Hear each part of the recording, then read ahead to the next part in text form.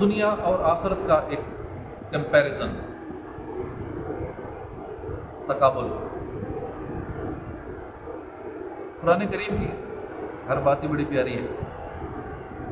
فرمایا کہ آخرت بہتر بھی ہے اور باقی رہنے والی بھی ہے، والآخرۃ خیر و ابقا، آخرت بہتر بھی ہے، باقی رہنے والی بھی ہے۔ حدیث پاک ہے، آخری شخص جو جنت میں داخل ہوگا، آخری بندہ جو داخل ہوگا، وہ کبھی چلے گا، کبھی گرے گا، کبھی آگ اسے جھلسائے گی، آخر یہ نجات پا جائے گا آگ سے۔ اب اس کے سامنے خوبصورت درخت ظاہر ہوگا، قریبی ایک چشمہ پانی کا بھی ہوگا۔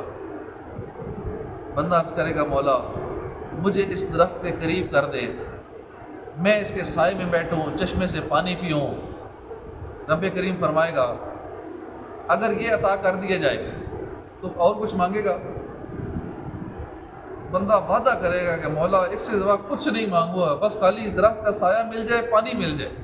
اسے پتہ تھا نا پیچھے سے جہنم کی آگ سے بچ کے بڑی مشکل سے یہاں تک پہنچا ہوں، کہے گا مولا بس اتنا ہی مل جائے نا، یہ درخت کے نیچے سایہ مل جائے، پانی مل جائے، بس کچھ نہیں مانگوں گا۔ چنانچہ اسے درخت کے قریب کر دیا جائے گا اور یہ اس کے سائے میں بیٹھے گا، اس چشمے سے پانی پیے گا۔ اب اسے پہلے والے درخت سے زیادہ خوبصورت درخت نظر آئے گا، اب اس کا پھر دل للچائے گا کہ کاش یہ بھی درخت مل جائے، صبر نہ ہو سکے گا۔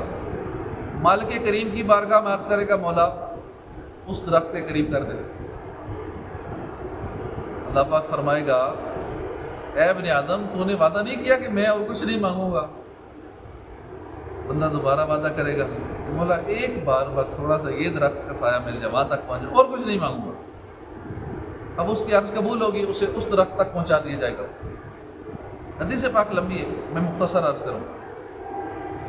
یہ شخص یوں کرتے کرتے قریب ہوتے ہوتے جنت تک پہنچ جائے گا، جنت کے دروازے پر پہنچ جائے گا۔ عرض کرے گا کہ مجھے یا اللہ جنت میں ہی داخل کر دے۔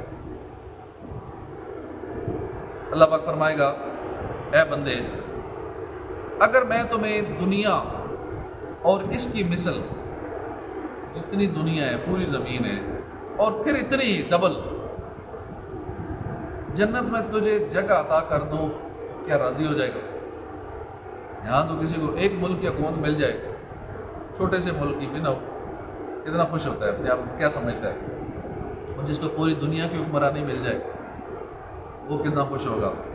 لیکن اللہ پاک اس پوری دنیا کی اس سے ڈبل جنت میں اس کو جگہ عطا فرمائے گا۔ اللہ پوچھے گا کیا تو راضی ہو جائے گا اس بات پہ؟ اب چونکہ سب جنتی تو جنت میں جا چکے ہیں نا، پیچھے بندے کوئی نہیں بچا، یہ اکیلا ہی ہے، جنت بھری ہوئی ہے۔ اس کے خیال کے مطابق یہ ہوگا کہ جنت فل ہو گئی ہے، اب جگہ ہی نہیں ہے، شاید میری جگہ ہی نہ بچے اندر۔ چنانچہ یہ اپنے خیال کے مطابق عرض کرے گا اے اللہ پاک تو سارے جہان کا مالک ہے، مجھ سے تو مذاق کر رہا ہے، مجھ سے ہنسی مذاق کرتا ہے، تو اتنا بڑی شان والا ہے، پورے جہان کا مالک ہے، اس کے باوجود مجھ سے ہنسی کر رہا ہے یا اللہ۔ اس حدیث پاک کے راوی ہیں حضرت عبداللہ بن مسعود۔ اس مقام پر حضرت عبداللہ بن مسعود خوب مسکرائے، فرمایا لوگو کیا مجھ سے پوچھو گے نہیں میں کیوں مسکرایا؟ فرمایا یہ بتا، جب پوچھا لوگوں نے تو فرمایا کہ یہ بات بتاتے ہوئے حدیث پاک یہ حضور صلی اللہ علیہ وسلم جب بیان فرما رہے تھے تو حضور مسکرا رہے تھے، خوب مسکرائے تھے۔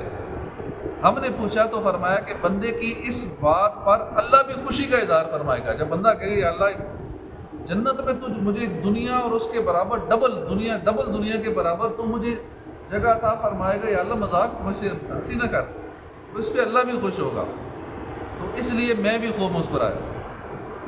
اللہ پاک فرمائے گا اے بندے میں تو اسے مذاق نہیں کرتا، میں اس پر قادر ہوں کہ تجھے اتنی جنت عطا فرما دوں۔ چنانچہ جتنی یہ دنیا ہے اس سے ڈبل یعنی 2 دنیا کے برابر اس کو جنت میں جگہ اس شخص کو عطا کی جائے گی۔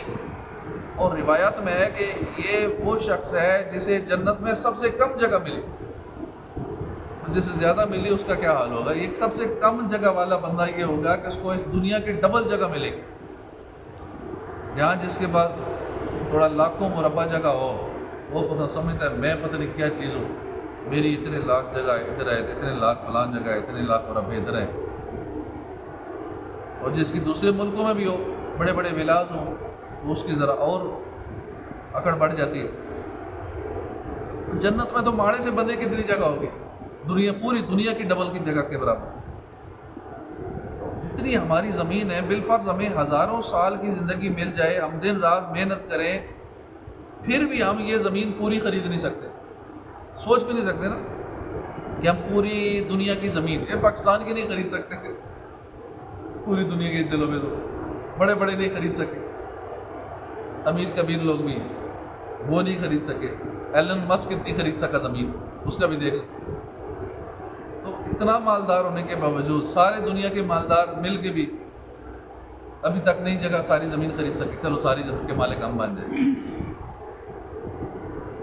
تو جنت میں جسے سب سے تھوڑی زمین دی جائے گی، جگہ دی جائے گی، اس کو اس پوری زمین جتنی نہیں، اس سے ڈبل جگہ دی جائے گی۔ اب بتائیے کہ آخرت بہتر ہے کہ دنیا بہتر ہے؟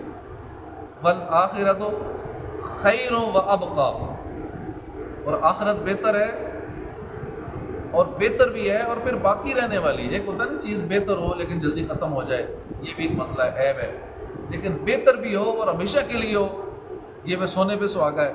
تو اس لیے آخرت بہتر بھی ہے اور آخرت باقی بھی ہے، ہمیشہ رہنے والی ہے، اس لیے ہمیشہ آخرت کو ترجیح دیں، دنیا کو ترجیح نہ دی جائے، آخرت کو ترجیح دی جائے، نیک اعمال کیے جائیں، آخرت کی تیاری زیادہ کی جائے، آخرت کے لیے زیادہ وقت نکالا جائے۔ ہاں دنیا کا نقصان ہوتا ہے تو کر لیں، کہ کیونکہ ٹائم دنیا کو زیادہ دے گا تو زیادہ مال کما لے گا، دنیا زیادہ بنے گی، لیکن ساتھ آخرت کا نقصان ہو جائے گا۔ ہاں دنیا میں سے وقت نکالے گا، اپنی آخرت کی تیاری میں لگ جائے گا، تو ٹھیک ہے بظاہر دنیا کا کچھ نقصان ہوگا لیکن آخرت بن جائے گی، اور آخرت اچھی ہے، باقی ہے، بہتر ہے۔ اللہ پاک عمل کی توفیق عطا فرمائے، آمین بجاہ نبی الامین صلی اللہ علیہ وسلم۔